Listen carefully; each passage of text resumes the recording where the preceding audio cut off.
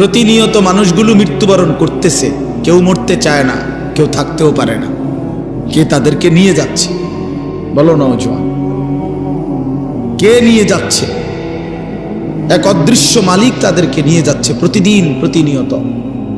কেউ তো মরতে চায় নাই, কিন্তু কেউ তো থাকতেও পারে না। এজন্য এটাই অনিবার্য বাস্তবতা যে মরতেই হবে,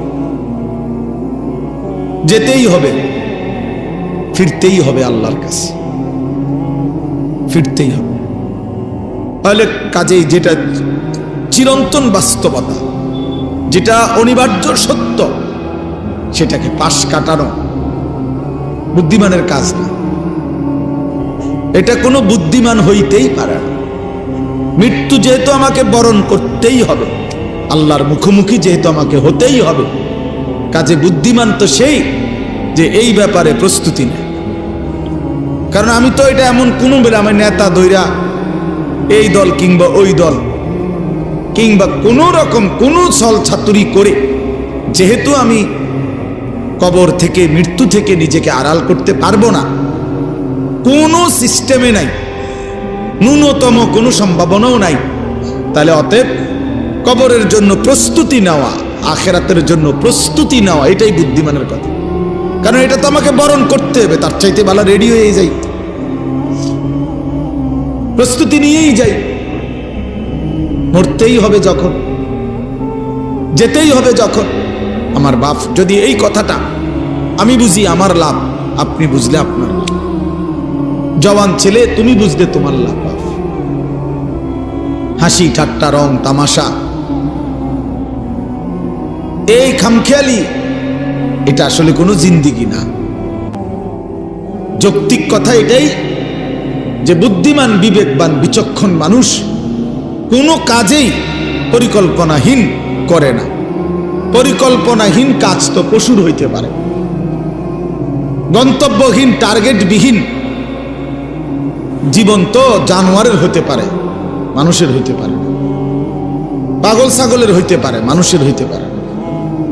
কোনো বাসে যদি কোনো প্যাসেঞ্জার উঠা কন্ট্রাক্টর যদি জিজ্ঞেস করে কই নামবেন, এখন প্যাসেঞ্জার যদি বলে তোমার জেনে মন চায় একখানে নামায় দিও, তো সে কি বলবে? হেল্পার রে কবে এই পাগল কি লেগে উঠাইলা?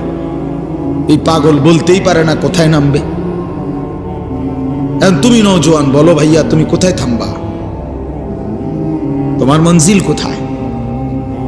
দিন রাত যারা মোবাইলে ছবি দেখো, প্রিয় বন্ধু কোথায় গিয়ে থামবা? মানে এই ছবি দেখা থামবে কোথায়?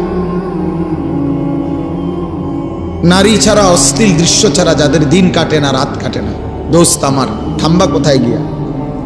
একটা হিসাব কও যে ইনশাআল্লাহ হুজুর আমি টার্গেট নিছি 30 বছর নারী দেখব, অথবা আগামী আরো 6 বছর বেডির ছবি দেখব, উলঙ্গ দৃশ্য দেখব, এরপরে থাইমা যাবো, সেটা কও। কোনো টার্গেট নাই, কোনো গন্তব্য জানা নাই, পথ জানা নাই। তো এই তো ছাগলের জিন্দিগি, এ তো মাতালের জীবন, তো পাগলের জীবন, এ তো অসুস্থ জিন্দিগি ভাইয়া, এ তো অসভ্য জিন্দিগি, হাইওয়ানের জীবন। কোন সুদখোরকে জিজ্ঞাসা করেন, হারামখোর, অবৈধ উপার্জনকারী, ওজনে কম দেয়, কাস্টমারকে ঠকায়, মিথ্যা বলে, হারাম রোজগার করে, এই নাফরমান বাটফারকে জিজ্ঞেস করেন যে কখন থামবা?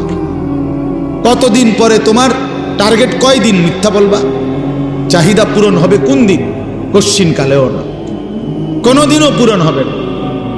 রাক্ষসা এই দুনিয়া কোনোদিন তৃপ্ত হতে দেয় না, কাউকে না, কাউকে না, কাউকে না। 7 রাজার ধনও যে পাইছে সেও অতৃপ্ত।